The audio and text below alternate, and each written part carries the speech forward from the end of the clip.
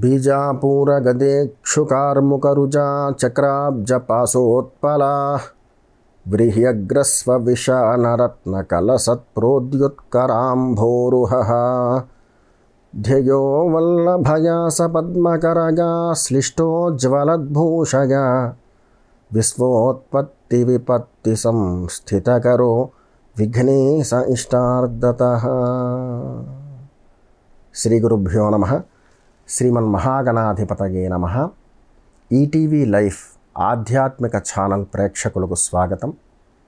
వేదసారం కార్యక్రమంలో వేద అంతర్గతమైనటువంటి మంత్రశాస్త్రం గురించి మనం తెలుసుకుంటూ ఉన్నాం. ఈరోజు కార్యక్రమంలో వేదాంతర్గతమైనటువంటి మంత్రశాస్త్ర గ్రహణకు గురువు యొక్క ఆవశ్యకత. అంటే ఒక మంత్రం గ్రహించాలంటే ఖచ్చితంగా గురువు ఉండాలా, గురువు లేనటువంటి మంత్రాలు కూడా శోభిల్లిన దాఖలాలు ఏమైనా ఉన్నాయా, అంటే గురువు లేకుండా కూడా ఏవైనా మంత్రాలు గ్రహించచ్చా అనేటువంటి అంశం గురించి మనం మాట్లాడుకోబోతున్నాం. ముందుగా శాస్త్రాన్ని పరిచయం చేసినటువంటి గురువు గారి యొక్క పాదపద్మాలకు నమస్కరిస్తూ, మంత్రశాస్త్రం చాలా విశేషమైనది. ఇందులో గురువు యొక్క కృప లేనిదే శాస్త్రానికి సంబంధించిన ఏ అంకం కూడా మనం అభ్యసించలేం. గురువుని మభ్యపెట్టి ఏ రకమైనటువంటి మంత్రాలు గ్రహించరాదు. గురువు గారికి అనిపించాలి, వీరికి నేను చదువు చెప్పాలి, ఉన్నతుణ్ణి చెయ్యాలి అనేటువంటి ఆలోచన ఆయనకు కలిగి ఆయన మనకి ప్రసాదించినటువంటి మంత్రాలు ఏవైతే ఉంటాయో అవి మాత్రమే శోభిల్లుతాయి.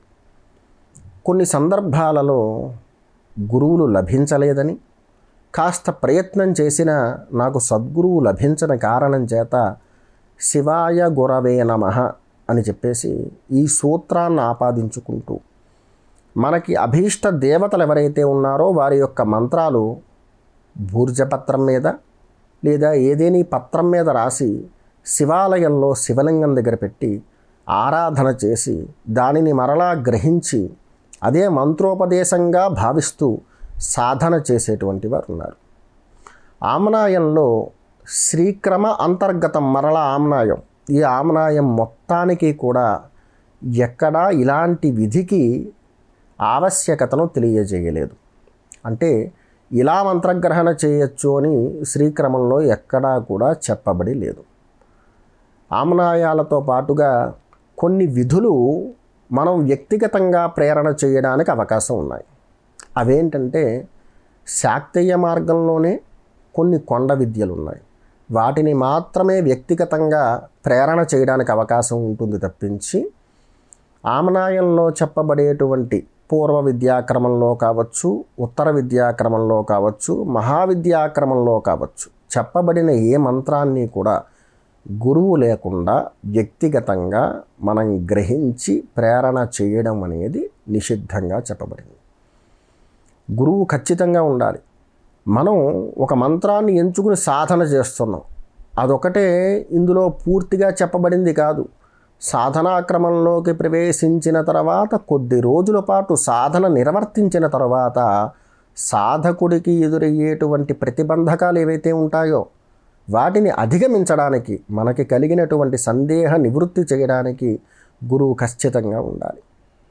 ఒక మంత్రం దానికి సంబంధించి గురువు కోసం మనం శోధించాం, మనకెక్కడా లభించలేదు. మనకి లభించిన వ్యక్తులు కూడా ఈ మంత్రం నేను చెప్పలేను అన్నారు, లేదా నేను గతంలో ఈ మంత్రానికి సంబంధించిన సాధన చెయ్యలేదు అన్నారు. కానీ మంత్రం మీద మనకు చాలా ఆసక్తి ఉంది, ఎలాగైనా ఖచ్చితంగా ప్రేరణ చెయ్యాలని. ఆ సందర్భంలో మనం శివాలయానికి వెళ్ళి అక్కడ ఆ మంత్రాన్ని భూర్జపత్రం మీద రాసిపెట్టి పూజించి గ్రహించి సాధనాక్రమానికి, ఇది కూడా ఇలాగా గ్రంథస్థమైనటువంటి విషయాలను పరిగణలోకి తీసుకుని మనం ఆచరిస్తూ ఉంటాం. అన్నీ కూడా గ్రంథస్థం చేయబడలేదు.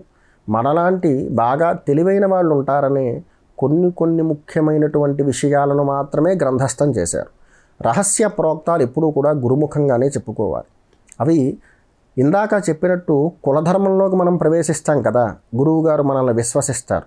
కులధర్మంలోకి ప్రవేశింపచేయడం అంటే మనల్ని నమ్మినట్టే. మనల్ని నమ్మిన తర్వాతే కులధర్మంలోకి ప్రవేశింపచేస్తారు పాదుకాంత దీక్షిచ్చి. అప్పుడు మనం కులధర్మ ప్రవేశం చేసిన వారం కాబట్టి మనల్ని నమ్మి గురువుగారు ఆ రహస్యాలు ఏవైతే ఉన్నాయో వాటిని క్రమక్రమంగా ఒక్కసారిగా కాదు, మనం చదువుకుంటున్నటువంటి విద్యకు సంబంధించినటువంటి రహస్యాలు ఏవైతే ఉన్నాయో వాటిని మాత్రమే తెలియజేస్తూ ఉంటారు. ఒకేసారి శాస్త్రానికి సంబంధించినటువంటి అంశాలను ఎవ్వరూ కూడా తెలియచేయరు. ఎందుకంటే దుర్వినియోగం జరుగుతుందని చెప్పేసి. మనం చదువుకునేటువంటి ప్రస్తుతం అభ్యాసంలో, సాధనలో ఏ మంత్రం అయితే ఉందో దానికి సంబంధించిన అంతర్గతమైనటువంటి రహస్యాలను మాత్రమే గురువుగారు మనకి తెలియజేస్తారు. గురువు లేకుండా కొన్ని శాబరీ విద్యలు, కొండ విద్య అన్నాను కదా, అది పరిభాష అన్నమాట. శాస్త్రంలో వాటిని శాబరీ విద్యలు అంటారు. ఒక వ్యక్తితో మనం మాట్లాడుతున్నప్పుడు మన పదజాలం ఎలా ఉంటుందో శాబరీ మంత్రాలు కూడా అలాగే ఉంటాయి. ప్రత్యేకమైనటువంటి బీజాలు ఆపాదించక్కర్లేదు. ఒక వ్యక్తితో మాట్లాడుతున్నట్టుగానే ఉంటుంది శాబరీ క్రమం అంతా కూడా. శాబరీ క్రమం త్వరితమైనటువంటి ఫలితాన్ని ఇస్తుంది, కానీ దీర్ఘకాలికమైనటువంటి ఫలితాన్ని ఇవ్వదు. శాస్త్రంలో, శాక్తీయ విద్యాక్రమంలో, మంత్రశాస్త్రంలో ఆమ్నాయ ప్రోక్తాలన్నీ కూడా దీర్ఘకాలికమైనటువంటి రక్షణని, పటుత్వాన్ని ఇస్తాయి.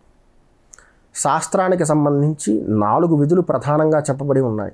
ఈ 4 కూడా గురుముఖంగానే చెప్పుకోవాలి. మంత్రయుక్తమైనది స మంత్ర, స యంత్ర, సతంత్ర, చతుర్థ పటల అని 4 విధానాలు ఉంటాయి. ఈ 4 విధానాలలో కూడా మంత్ర ప్రేరణ చేయొచ్చు. సమంత్రము గురుముఖంగా మంత్రాన్ని గ్రహించి పురశ్చరణ చెయ్యాలి. ఒక మంత్రాన్ని గ్రహించిన తర్వాత పురశ్చరణ ఎలా చెయ్యాలి అనేటువంటి సందేహం చాలామందికి కలుగుతుంది. ఎందుకంటే శాస్త్రాభ్యాసం చేసేటప్పుడు మంత్రజపం కొంత సంఖ్యా నియమంతో చేయమన్నారు. ఎందుకంటే ఒక గమ్యం అనేది తెలిస్తే కనుక ఆ నడిచేవాడికి గమ్యం ఇంకొంచెం దూరంలోనే ఉంది కదా, నడిచేద్దాం అనిపిస్తుంది. లేదు, నీ గమ్యం ఏమిటో చెప్పకుండా అలా నడుస్తూ ఉండని చెప్పారనుకోండి, వీడికి కొంతకాలానికి ఆసక్తి సన్నగిల్లుతుంది. అందుచేతను ఏదో ఒక గమ్యాన్ని సూచించాలి కాబట్టి ఒక 100,000 జపం చెయ్యవయ్యా అంటారు. అంటే 1,00,000 దాటి జపం చెయ్యమని. దాని అర్థం ఏమిటంటే మనం మంత్రాన్ని ఎంచుకుని 100,000 జపం చేసేస్తే మంత్ర అధిష్టాన దేవత మన ఇంటికి వచ్చేస్తుందని కాదు.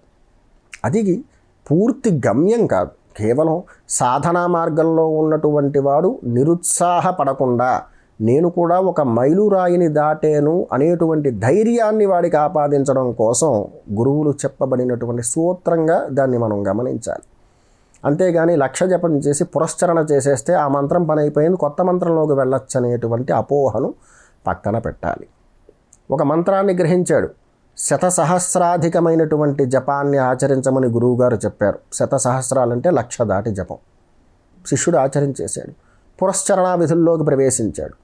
పురశ్చరణ అంటే మనం మంత్రగ్రహణ చేసిన తర్వాత సూచితమైనటువంటి సంఖ్య కావచ్చు, దివసాలు లేదా రోజులు కావచ్చు, ఏదైతే గురువుగారు ప్రమాణంగా చెప్పారో దాంట్లో తద్దశాంశ తర్పణం చేయమన్నారు.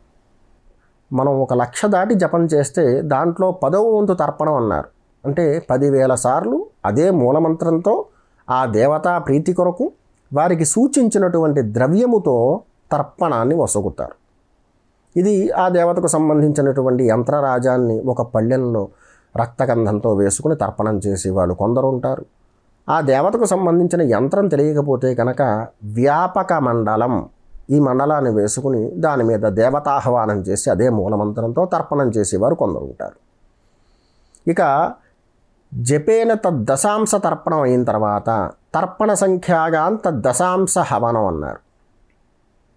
1,00,000 జపం చేసాం, 10,000 సార్లు తర్పణాన్ని కూడా పూర్తి చేసాం. తర్పణ సంఖ్యలో 10వ వంతు హవనం చేయమన్నారు. 10,000 సార్లు మనం తర్పణం చేస్తే దాంట్లో 10వ వంతు అంటే 1000 సార్లు మూలమంత్రంతో ఆజ్య హోమం చెయ్యాలి. ఒక చిన్న మాట గుర్తుపెట్టుకోండి, శాస్త్రం చదువుకున్న వాళ్ళు మంత్రశాస్త్రంలో ఏ మంత్రాన్ని గ్రహించినా పురశ్చరణ చేసేటప్పుడు ఆహుతి కింద కేవలం ఆజ్యాన్ని అంటే నెయ్యిని ఉపయోగించి హోమం చేస్తే చాలు. మళ్ళీ ఆ దేవత ప్రీతి కొరకు గుడాన్నం అని చెప్పారండి, తేనె చెప్పారండి, హవిస్సు అంటే నేతిలో వేయించినటువంటి బియ్యంతో వండిన అన్నాన్ని చెప్పారండి. ఇలాగ పురశ్చరణ చెయ్యక్కర్లేదు. పురస్చరణ ఆజ్యముతో చేయొచ్చు, అంటే కేవలం నేతితో చేయొచ్చు. ఎవరి సహకారం లేకుండా ఆ వ్యక్తి చేసుకోవచ్చు. ఇది ఎంత ప్రమాణం? తర్పణ సంఖ్యాయాం తద్దశాంస హవనం. తర్పణ సంఖ్య ఎంత అయితే చేశామో దాంట్లో 10వ వంతు హవనాన్ని ఆచరించాలి. దీనిని అగ్ని ప్రతిష్టాపన చేస్తాం కదా మనం హోమం చేసేటప్పుడు. అగ్ని ప్రతిష్టాపన 3 రకాలుగా చెప్పబడింది. షట్పాత్ర ప్రయోగం, 6 పాత్రలను ఉపయోగించి చేసేటువంటి ప్రయోగం. చతుష్పాత్ర ప్రయోగం, 4 పాత్రలు ఉపయోగించి చేసేటువంటి ప్రయోగం. లౌకికాగ్ని ప్రతిష్టాపన అంటే దీనికి పాత్రలతో సంబంధం లేదు, ఎవరైనా కూర్చొని చేసుకోవచ్చు. షట్పాత్ర ప్రయోగం చేయాలి అంటే ఖచ్చితంగా హవనం చేసేటువంటి వ్యక్తి యొక్క సహధర్మచారిణి భార్య పక్కన ఉండాలి. ఆవిడ లేకుండా షట్పాత్రాలు చేయకూడదు. అందుకే యజ్ఞయాగాదులు చేసినప్పుడు స్త్రీ సహకారం లేనిదే పురుషుడు పనికిరాడని చెప్తారు. ఇక రెండోది చతుష్పాత్ర ప్రయోగం. చతుష్పాత్రం అంటే ఖచ్చితంగా భార్య పక్కన ఉండాలని నియమం ఏం లేదు. చతుష్పాత్ర ప్రయోగం అనేది షట్పాత్రంతో సమానమైన ఫలితాన్ని ఇస్తుంది. ఇది ఎక్కువగా శ్రోత్రియులు, యజ్ఞోపవీతం కలిగినటువంటి వారు ఆచరిస్తూ ఉంటారు, లేదా ఒక బ్రహ్మ సహకారంతో ఎవరైనా ఆచరించుకోవచ్చు. ఎందుకంటే ఇందులో మంత్రాలు కొంచెం ఎక్కువగానే ఉంటాయి. ఇవన్నీ నేర్చుకుని మనం చెయ్యక్కర్లేదు. అందుచేత ఒక పండిత సహకారం తీసుకుని చతుష్పాత్ర ప్రయోగం చేసుకోవచ్చు. తర్వాతది మనం వ్యక్తిగతంగా చేసుకోదగినటువంటి లౌకికాగ్ని ప్రతిష్టాపన. ఎవరైనా పురస్చరణ చేసుకుందాం అనుకున్నారు, వారికి ఓ బ్రహ్మ సహకారం తీసుకుందాం అనుకున్నారు, సమర్థుడైనటువంటి బ్రహ్మేం లభించలేదు వాళ్ళకి, ఆ విషయంలో వాళ్ళు తృప్తి కలగట్లేదు వాళ్ళకి. సరే ఇదేదో మనమే చేసుకుందాం అనేటువంటి ఆలోచన వారికి వస్తే లౌకికాగ్ని ప్రతిష్టాపన చేసుకుని చక్కగా వారే హోమం చేసుకోవచ్చు. ఈ 3 కాకుండా శాస్త్ర ప్రవేశం చేసి శాస్త్ర ధర్మాలు తెలుసుకుని పాదుకాంతం పూర్తి చేసుకుని మహావిద్యాక్రమంలో ప్రధానమైనటువంటి విద్యలు అభ్యసించినటువంటి వ్యక్తి పూర్ణదీక్షకు దగ్గరైన తర్వాత ఆ సమయంలో గురువుగారు నేర్పుతారు. దానిని తాంత్రికాగ్ని ప్రతిష్టాపన అంటారు. అది వ్యక్తిగతంగా ఆచరించుకోదగింది, ఒకరి కోసం చేసేటువంటిది కాదు. తీవ్రమైనటువంటి మంత్ర ప్రేరణ చెయ్యాలనుకునేటువంటి సందర్భంలో గత అనుభవం చాలా బలంగా ఉన్నటువంటి వ్యక్తి శాస్త్రానికి సంబంధించిన అనేకమైనటువంటి విద్యలు ఆచరించిన వాడైతే కనుక తాంత్రికాగ్ని ప్రతిష్టాపన చేస్తారు. ఇది చాలా ఆలయాల్లో చేస్తూ ఉంటారు. మనం తెలుసుకోవలసింది ఏమిటంటే తాంత్రికం అనే పదం చాలామంది అదేదో తప్పు అనుకుంటారు. తాంత్రికం అంటే తప్పని కాదు, క్రియలతో కూడుకున్నది తంత్రము. అంటే ఎక్కువగా మంత్రాలు ఏమీ ఉండవు. ఇదంతా కూడా మంత్రభాగంలో మీకు అర్థం అవ్వాలని హవనం దాకా తీసుకొచ్చారు.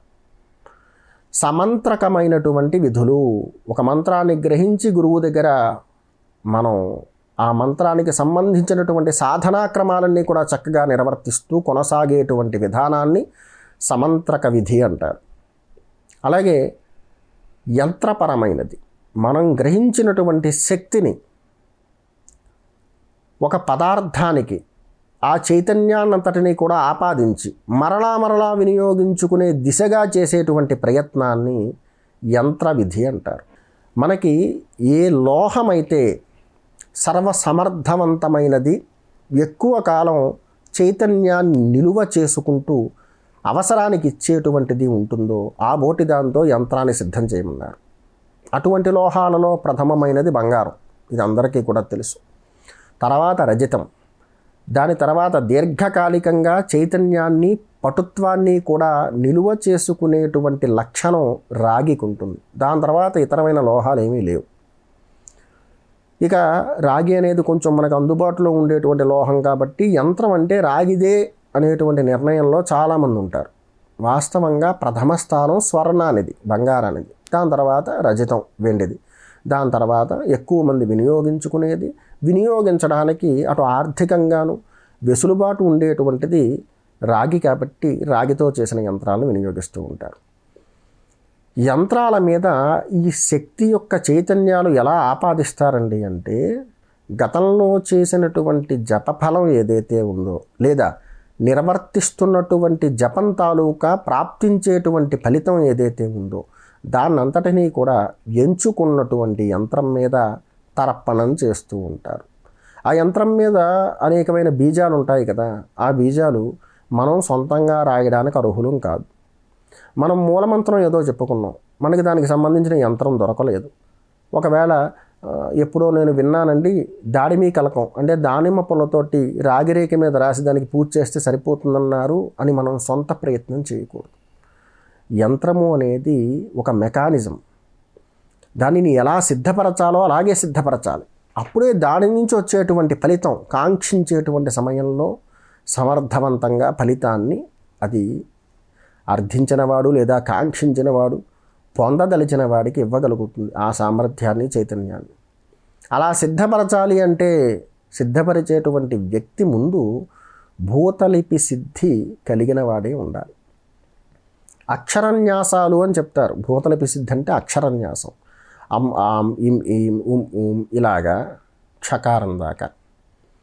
ఈ అక్షరన్యాసాలను ఒక మాల కింద తయారు చేసి అక్షరమాల అంటారు కదా, దానిని సూచించినటువంటి సంఖ్యా నియమాన్ని దాటేలాగా వృద్ధిపరచాలి. వృద్ధిపరచడం అంటే జపించడం అని, గురుముఖంగానే.